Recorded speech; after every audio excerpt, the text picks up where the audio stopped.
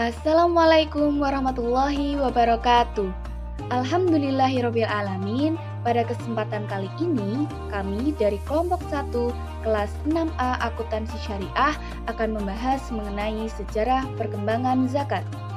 Sebelum memasuki ke materi, kami akan memperkenalkan anggota kelompok kami.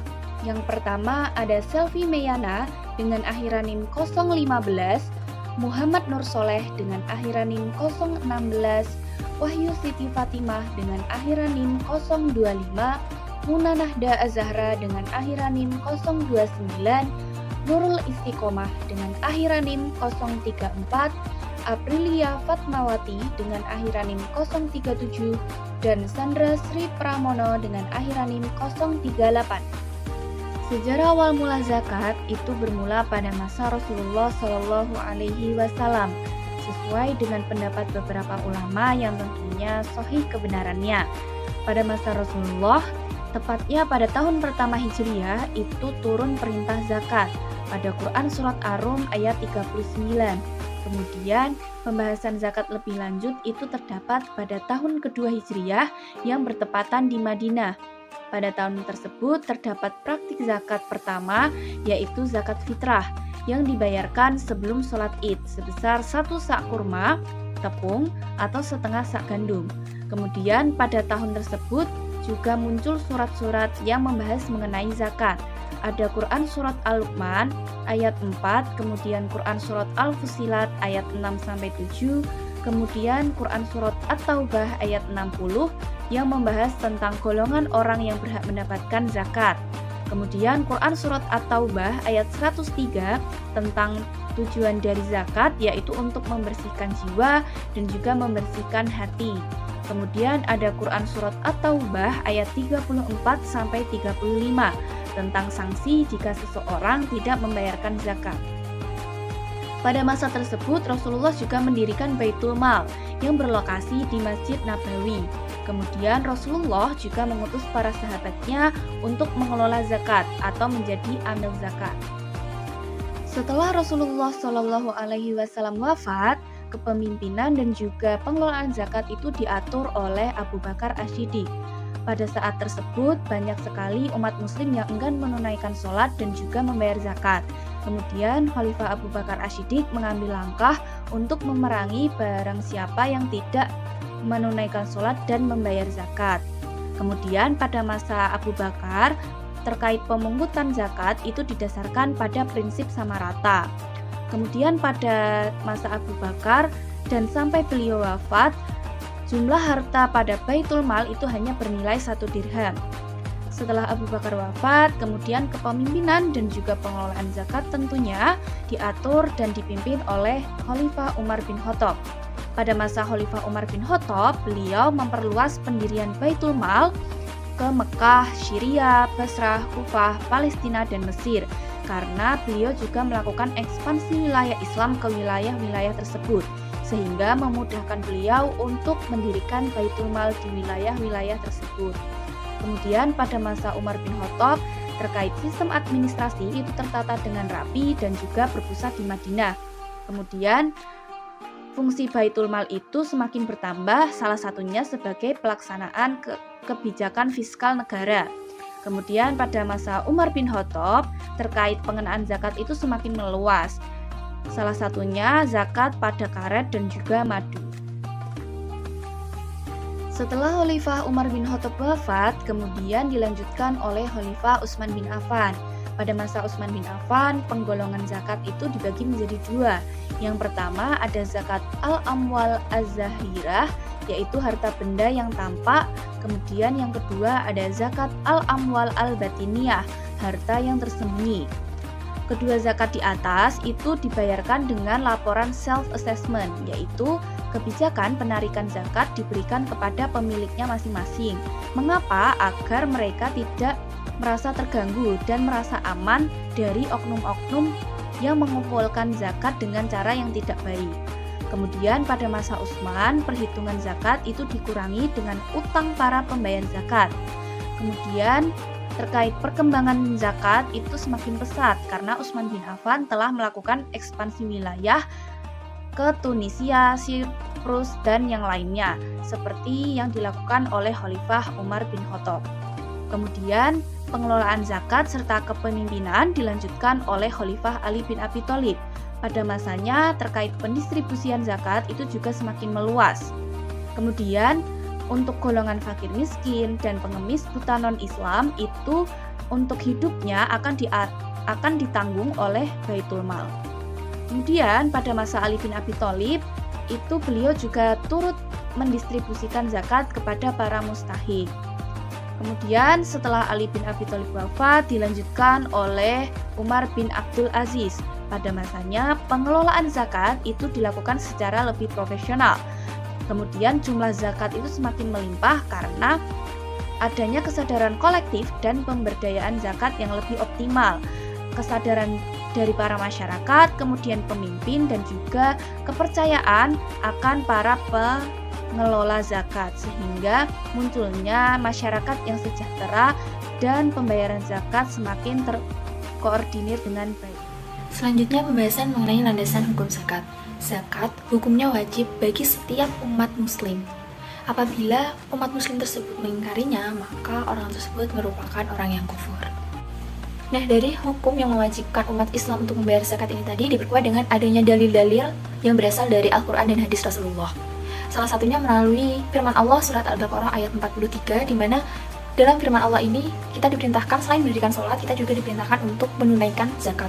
Dan yang kedua, pada surat At-Taubah ayat 103, Allah memerintahkan kepada Nabi Muhammad untuk mengambil sebagian harta umat muslim untuk dizakatkan, di mana tujuannya ini untuk mensucikan dan membersihkan jiwa setiap umat muslim. Mengenai hadis Rasulullah terkait kewajiban bayar zakat, salah satunya itu hadis yang diriwayatkan oleh Bukhari dan Muslim yang menjelaskan bahwa Islam itu dibangun atas 5 perkara, salah satunya dengan menunaikan zakat. Kemudian pada hadis yang diriwayatkan oleh Tabrani ini berisikan mengenai sanksi bagi orang-orang yang enggan membayarkan zakat. Mereka akan ditimpa kelaparan dan musibah. Selanjutnya mengenai rukun dan syarat membayar zakat.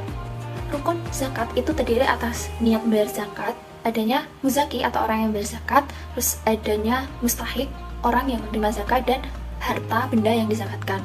Di antara muzaki, mustahik, dan harta benda yang dizakatkan ini harus memenuhi persyaratan yang telah ditentukan. Adapun yang pertama, syarat bagi orang-orang yang membayar zakat. Yang pertama, dia harus merdeka, dalam artian beliau ini bukan merupakan seorang budak. Yang kedua, Islam. Wajib bagi orang yang membayar zakat itu harus beragama Islam. Yang ketiga, dia berakal, dalam artian dia tidak gila atau dalam kondisi mental yang tidak stabil ataupun tidak sehat. Yang keempat, sudah balik, dimana sudah mencukupi usia untuk membayar zakat. Dan untuk syarat bagi mustahik sendiri atau orang yang menerima zakat ini, dia harus memenuhi salah satu dari 8 golongan yang sudah ditetapkan, di mana 8 golongan ini terdiri atas fakir, miskin, amil, mu'alaf, gorim, ibnu sabil, hamba sahaya, dan fisabilillah. Dan kemudian syarat wajib bagi harta benda yang dizakatkan, di mana syarat-syaratnya itu terdiri dari yang pertama, harta yang dizakatkan tersebut merupakan milik penuh atau milik sendiri, di mana harta itu bukan milik orang lain. Yang kedua, harta tersebut dapat berkembang. Berkembang di sini berarti harta tersebut dapat dimanfaatkan. Yang ketiga, hartanya itu harus mencapai nisab. Contohnya kayak zakat fitrah itu umumnya nisabnya 2,5 kg beras apabila dia membayar zakatnya dalam bentuk beras. Dan untuk macam-macam benda atau harta benda yang dizakatkan itu, kalau berdasarkan nas itu terdiri dari binatang ternak, tumbuh-tumbuhan, buah-buahan, emas, perak, serta harta perdagangan lainnya. Di sisi lain, menurut pendapatan Ibnu Hazm, beliau berpendapat bahwa harta benda yang dizakatkan itu terbagi atas 8 jenis, yakni unta, sapi, kambing, gandum, biji gandum, kurma, emas, dan perak. Yang pertama yaitu perkembangan zakat di Indonesia. Penerapan manajemen zakat di Indonesia dipengaruhi oleh otoritas yang berwenang dan situasi atau keadaan sosial sampai dengan ekonomi masyarakat di setiap era. Pertumbuhan zakat berawal dari sejak era kerajaan Islam, kemudian Islam tersebar ke Indonesia sejalan dengan adanya suatu transaksi jual beli yang berlangsung pada masa kerajaan Nusantara. Kemudian praktik Islam pada kehidupan sosial tumbuh secara berkelanjutan. Pada saat kerajaan, zakat cenderung berbentuk anjuran dan ditetapkan sejalan dengan suatu kegiatan masyarakat sekitarnya. Kemudian, Seiring berjalannya waktu, berbagai kerajaan itu membangun suatu tempat ibadah juga berfungsi sebagai dakwah agama Islam, seperti langgar, masjid. Adapun beberapa kerajaan yakni seperti Aceh yang pemerintahannya paham akan Islam, menyusun penerapan zakat, infak, dan sedekah guna menguatkan dan meningkatkan perekonomian penduduk setempat. Lain itu, di kerajaan Banjar terdapat pungutan atas hasil bumi yang dilakukan setiap tahun sesudah panen, dalam bentuk uang ataupun hasil pertanian. Nah, pungutan tersebut diatur oleh Menteri Bumi, suatu lembaga pajak yang dilayani oleh penduduk kerajaan yang terampil dalam perpajakan. Setelah itu, penerapan zakat terus berjalan sampai masa kolonial Belanda dan diatur oleh masjid. Pada 18 Agustus 1866 nomor 216, pemerintah Belanda melarang untuk menghentikan keterlibatan otoritas daerah dalam iuran keagamaan secara sukarela. Kemudian pemerintah Belanda berupaya untuk mengurangi pengaruh gerakan anti kolonial yang dibiayai oleh zakat, infak, dan sedekah. Ketika kekuasaan Jepang, Opsir Kaikun berupaya menipu masyarakat supaya dipandang mendukung perlawanan Indonesia dengan menciptakan Baitul Mal. Tetapi hasil Baitul Mal yang diterima itu dimanfaatkan untuk pembiayaan Perang Jepang. Pada tanggal 8 Desember 1951, Departemen Agama menetapkan surat edaran nomor A/71737 yang menjelaskan Departemen Agama tidak terlibat pada pengurusan zakat. Nah, jadi ketika Orde Lama, pemerintah itu menyediakan kebebasan beragama tanpa keterlibatan dalam manajemen urusan keagamaan. Ketika Orde Baru dikeluarkan, Peraturan Menteri Agama nomor 4 Juli 1968 mengenai pembentukan Badan Amil Zakat dan nomor 5 Juli 1968 mengenai pembentukan Baitul Mal. Nah, dengan runtuhnya Orde Baru memberikan peluang berkembangnya zakat di Indonesia. Dengan diawali munculnya Undang-Undang nomor 38 tahun 1999 mengenai pengelolaan zakat yang ditetapkan lebih rinci melalui ketentuan Menteri Agama nomor 581/1999 dan ketentuan Dirjen atau Direktur Jenderal Bimas Islam juga urusan haji nomor D291/2000 mengenai aturan BAS yang didirikan pemerintah LAZ yang diciptakan masyarakat dan hukuman bagi lembaga pengelola zakat yang tidak bertanggung jawab. Selanjutnya, pada 2011, Undang-Undang Nomor 23 Tahun 2011 menyempurnakan sistem zakat menjadi terpusat di bawah Basnas dan LAS sebagai pendukung. Nah, kebijakan ini menimbulkan perdebatan antara pemerintah dan masyarakat sipil sebab pengumpulan zakat bergantung pada kepercayaan terhadap lembaga masyarakat. Dengan demikian, lembaga zakat yang dibentuk oleh masyarakat sebaiknya tetap diatur dengan peraturan dan pengawasan yang sesuai. Selanjutnya, sejarah regulasi zakat di Indonesia. Peraturan zakat di Indonesia telah hadir pada zaman kolonial Belanda sampai dengan era reformasi. Berikut ini perkembangan peraturan zakat yang diuraikan dalam berbagai periode. Pertama, regulasi zakat di era penjajahan. Zakat telah dilakukan di Indonesia sejalan dengan hadirnya Islam ke Indonesia. Saat Indonesia dikendalikan oleh kolonial, maka para pejuang agama Islam stabil dalam melaksanakan penghimpunan zakat. Pada tanggal 4 Agustus 1893, pemerintah penjajah menciptakan Bidjblatt nomor 1892 yang menjelaskan mengenai kebijaksanaan pemerintah penjajah tentang zakat. Kemudian penerapan syariat Islam, salah satunya yaitu zakat, ditetapkan dalam regulasi kolonial nomor 6200 tanggal 28 Februari 1905. Dan pemerintahan tidak diperbolehkan untuk terlibat dalam kepengurusan zakat. Saat awal kemerdekaan Indonesia yang dikelola pemerintahan dengan diciptakannya surat edaran Kementerian Agama nomor A/7 17367 tanggal 8 Desember 1951 dengan fungsi sebagai pemantau dalam menghimpun dan pendistribusian zakat. Pada tahun 1964, Kementerian Agama merancang RUU dan RPPUU terkait zakat serta pembentukan Baitul Mal. Namun, regulasi tersebut belum disampaikan ke DPR ataupun Presiden, yaitu regulasi zakat di era Orde Baru. Saat era Orde Baru, Menteri Agama mengusulkan RUU mengenai zakat kepada DPR GR pada 5 Juli 1967 yang menjelaskan bahwa ketentuan Islam tentang zakat harus berlaku bagi umat Islam atau Muslim dengan dukungan pemerintah. Menteri Keuangan merekomendasikan agar zakat diatur melalui regulasi Menteri Agama. Ketika tahun 1968 diterbitkan Peraturan Menteri Agama atau PMA nomor 4 dan 5 yang menetapkan BAS serta Baitul Mal sebagai lembaga pemerintahan zakat. Kemudian tahun 1984, Kementerian Agama menerbitkan suatu instruksi Menteri Agama mengenai infak Rp1.000 sepanjang bulan Ramadan pada tahun 1989. Mengeluarkan instruksi terkait pembinaan ZIF agar dimanfaatkan untuk pendidikan Islam. Pada tahun 1991, diterbitkan keputusan bersama Menteri Agama dan Menteri Dalam Negeri tentang pengelolaan bazis yang diperkuat dengan pedoman teknis dari kedua kementerian. Yang keempat yaitu regulasi zakat di era reformasi. Pada masa reformasi dibuka dengan adanya suatu krisis, yaitu krisis finansial tahun 1997 sampai dengan 1998. Saat tahun 1999, pemerintah itu berusaha membangun kembali kondisi sosial sampai dengan ekonomi dengan adanya pengesahan Undang-Undang Nomor 38 tahun 1999 tentang pengelolaan zakat.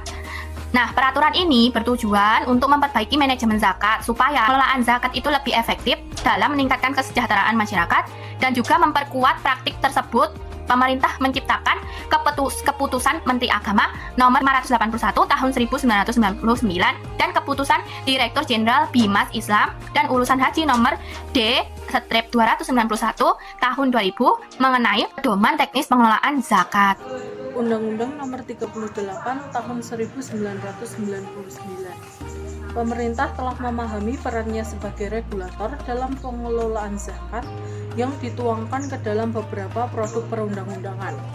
Upaya pemerintah akhirnya benar-benar ditunjukkan dengan hadirnya Undang-Undang Nomor 38 Tahun 1999 tentang pengelolaan zakat. Undang-undang ini kemudian diperkuat oleh Keputusan Menteri Agama Nomor 581 Tahun 1999 tentang pelaksanaan Undang-Undang Nomor 38 Tahun 1999 dan Keputusan Direktur Jenderal Bimas Islam dan Urusan Haji Nomor D/291 Tahun 2000 tentang pedoman teknis pengelolaan zakat. Lahirnya UU Nomor 38 Tahun 1999 menjadi awal berdirinya organisasi pengelola zakat di Indonesia, seperti Badan Amil Zakat yang dibentuk oleh pemerintah atau organisasi yang dibentuk oleh masyarakat secara mandiri, seperti Lembaga Amil Zakat atau LAS. Sebagai konsekuensi Undang-Undang Zakat ini, pemerintah pada tanggal 17 Januari 2001 membentuk Basnas dengan keputusan Presiden Nomor 8 Tahun 2001. Di setiap daerah juga ditetapkan pembentukan BAS provinsi, BAS kabupaten atau kota, hingga BAS kecamatan. Pemerintah juga mengukuhkan keberadaan LAS atau Lembaga Amil Zakat yang didirikan oleh masyarakat.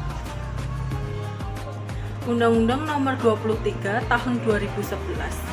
Dalam Undang-Undang Republik Indonesia Nomor 23 Tahun 2011 tentang pengelolaan zakat.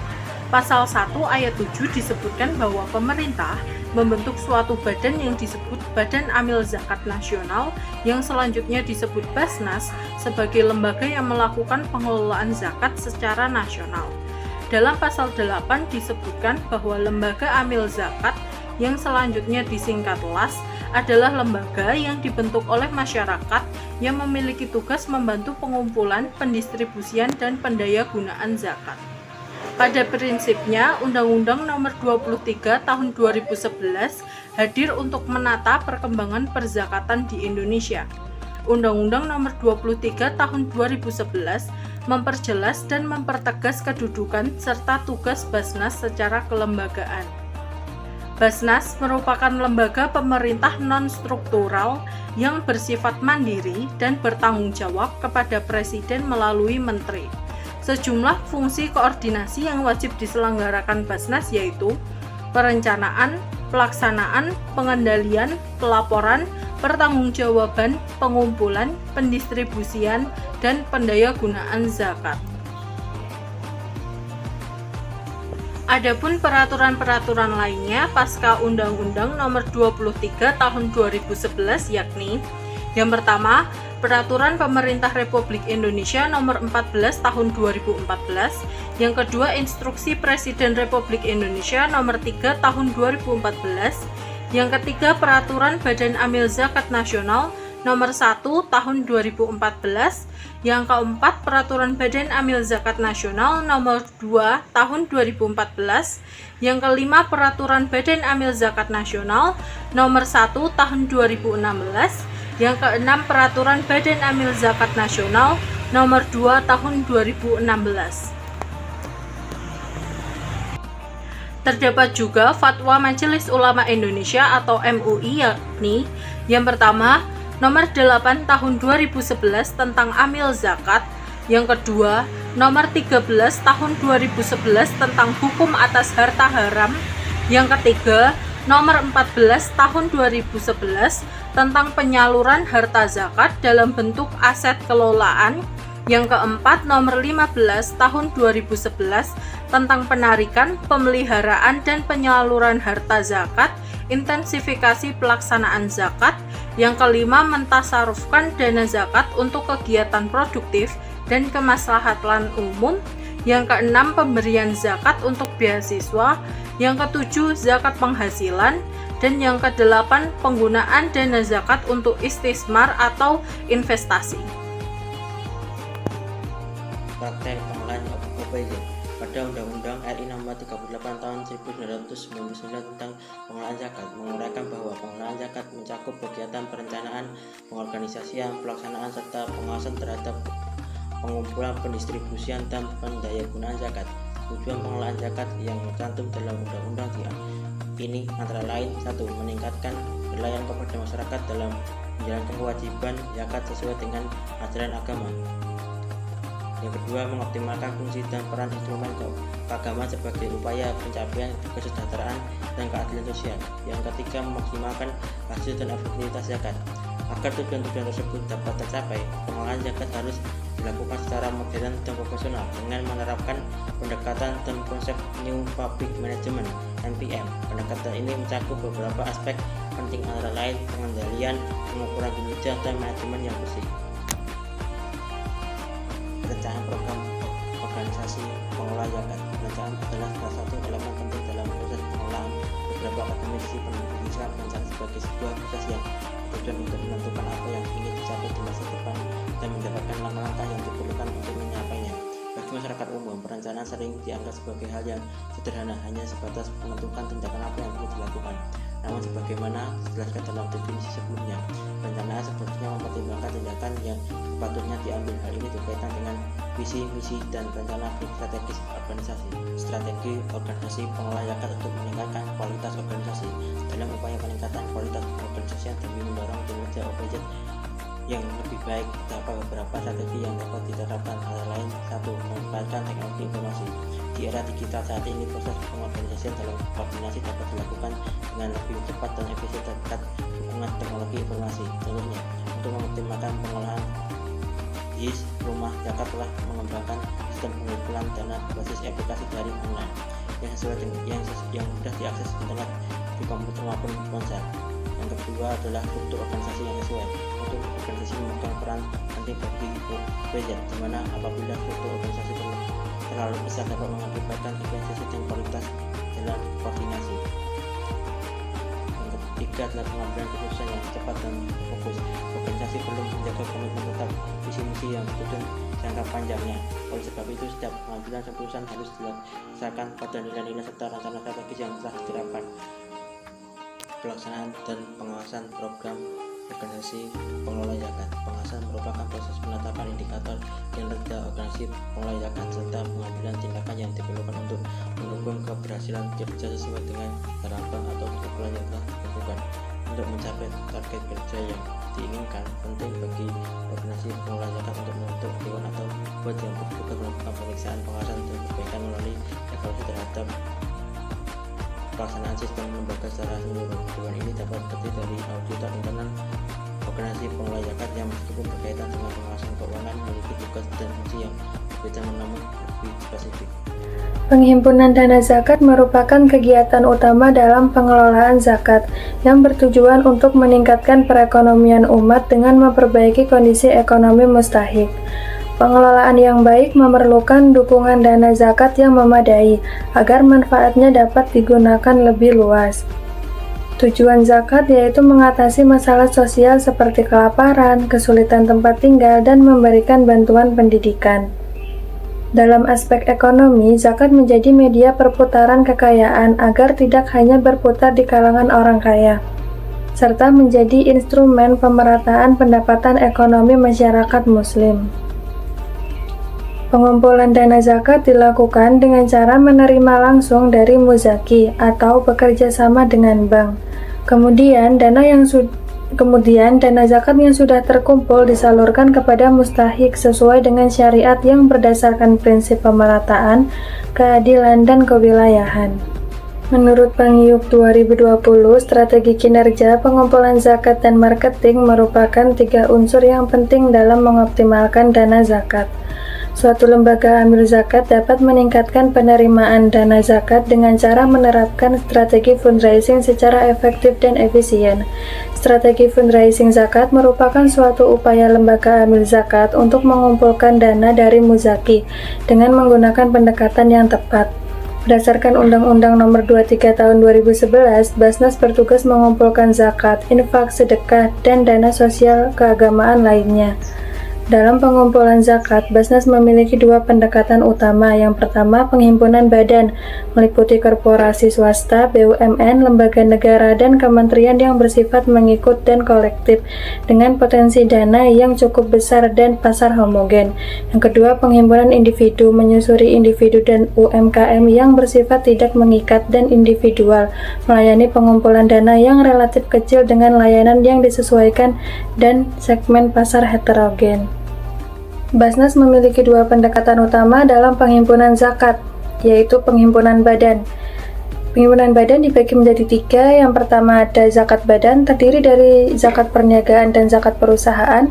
Yang kedua zakat profesi, menghimpun dana ZIS dari pegawai melalui unit pengumpulan zakat atau sistem payroll. Yang ketiga, ada sinergi program Basnas dengan CCR Bank Syariah, yaitu menghasilkan program pemberdayaan seperti zakat community development, rumah sehat Basnas, rumah cerdas anak bangsa, rumah makmur Basnas, dan tanggap darurat bencana.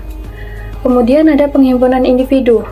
Yang pertama, Bank dan Insurat Linkek menghimpun dana ZIS nasabah melalui kerjasama dengan Bank Syariah. Yang kedua, Retail Store menghimpun dana ZIS pelanggan melalui pembukaan zakat payment point. Yang ketiga, funding website meningkatkan fungsi layanan dengan funding website. Kemudian yang keempat ada direct selling, meningkatkan jumlah muzaki individu. Kemudian yang kelima ada cellular funding, menghimpun ZIS via telepon seluler. Yang keenam ada sosial media, meningkatkan kesadaran zakat dan memasarkan layanan Basnas melalui media sosial. Yang ketujuh ada overseas funding, meningkatkan ZIS, menghimpun ZIS di luar negeri melalui kerjasama dengan organisasi internasional. Yang ke-8 ada advertising, menghimpun ZIS dari masyarakat umum melalui pemasaran Basnas. Untuk melengkapi program penghimpunan, Basnas menerbitkan NPWZ atau nomor pokok wajib zakat untuk manajemen database muzaki dan bukti setor zakat yang berfungsi mengurangi penghasilan kena pajak. Kemudian ada pendistribusian dana zakat atau penyaluran dana zakat, yaitu memberikan atau membagikan dana zakat dari seorang muzaki kepada mustahik yang berhak menerimanya. Pendistribusian dana zakat ini bisa dalam 2 bentuk, yaitu produktif dan konsumtif.